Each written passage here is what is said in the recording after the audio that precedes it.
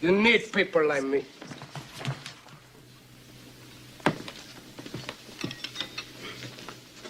You need people like me so you can point your fingers and say, that's the bad guy.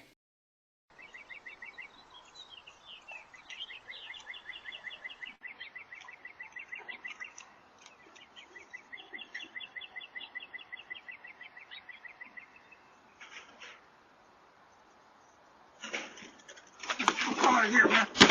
Get out of here. Who you think you are? Son of a bitch. Get out of here. Get out of here. Look, help me out. Help me out. Help me out. Help me out. Who you think you are? Get out. Come on. Come on. Cops are coming. Cops are coming. Get it. I go, bitch. I'm a fucking bitch. I'm calling the cop! Go ahead! Yes, where's it?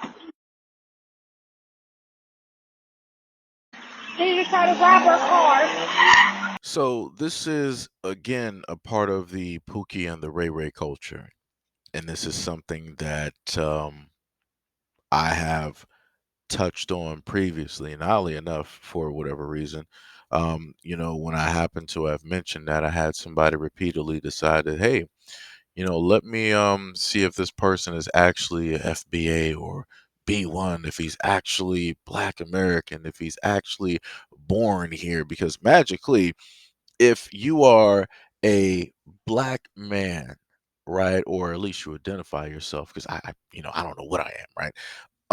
If you identify yourself as a black man, you'll tend to get a variety of things from black people, right? People will call you a coon. People will call you a traitor. People will say that you're working for white people or giving white supremacy an easy way out or a hand or however it is that they want to refer to you, right? And they'll keep trying to inquire for over a 24-hour plus period um, about what your heritage is versus what the actual problem is. Now, the funniest thing about this, that if this white homeowner would have retaliated in a way where he would make sure that his life was completely fine and dandy, you would more than likely hear of some protest. You would probably hear of the NAACP or different things of that nature. Because I'm listening to the voice. I'm listening to the voices of the guys that were there, that were doing stuff. You saw one that really didn't. He was like, "Yo, this ain't what we were supposed to be doing." It was like, "Yo, we was just supposed to get the car and we was out." You see that he wasn't really trying to do that. So if they do get caught, they're going to play back the tape, and if he has a lawyer representing him, they're going to make sure to say that he was not trying to attack or do anything. He wasn't trying to, of course, help, and he wasn't trying to work with, right? So that puts him in a whole nother spot. That takes him out of the whole circle, right? Which means that the other ones that were left, that were ganging up on him, that were jumping on him, that were throwing fists, that were sitting up there kicking him, that were trying to steal his property. That means that all of them are going to have a longer sentence than that guy. And that also means that that guy is going to have to also watch his back, because they're going to figure that he's a traitor.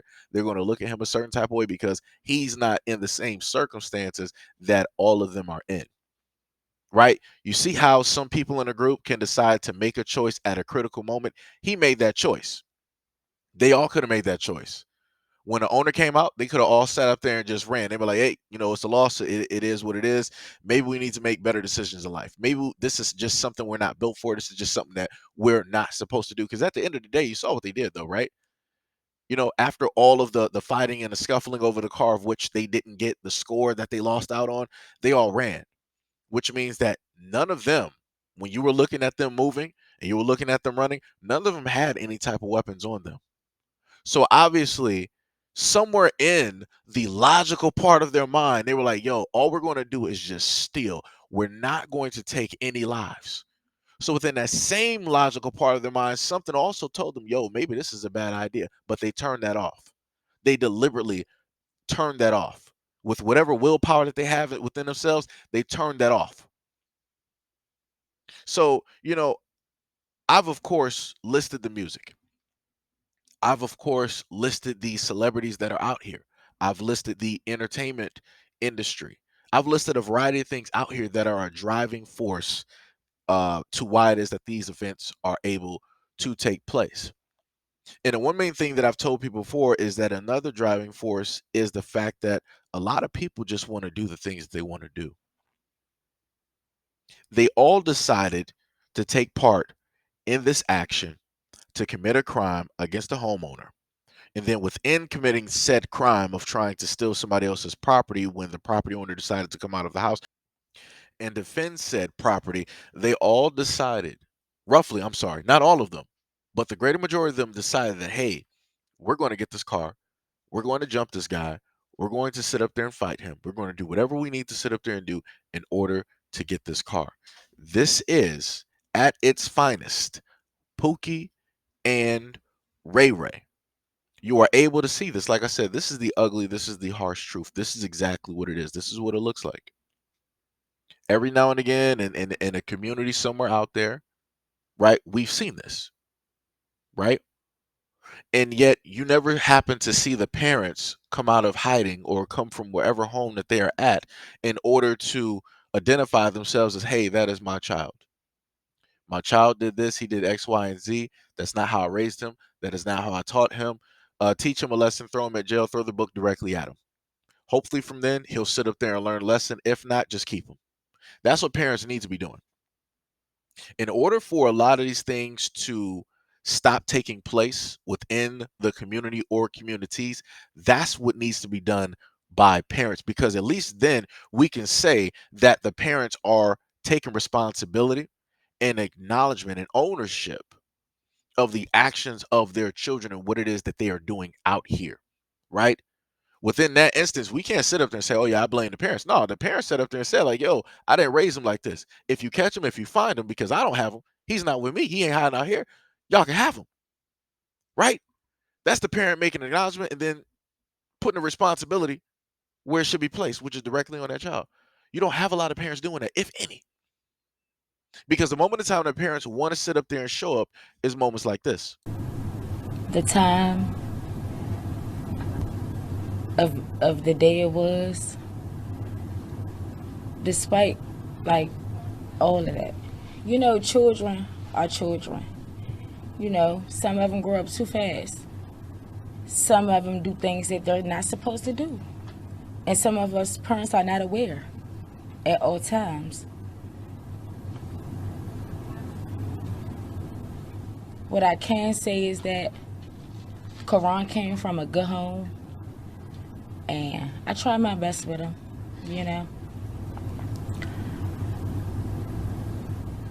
But Jason Lewis, he ain't had no right. He had no right.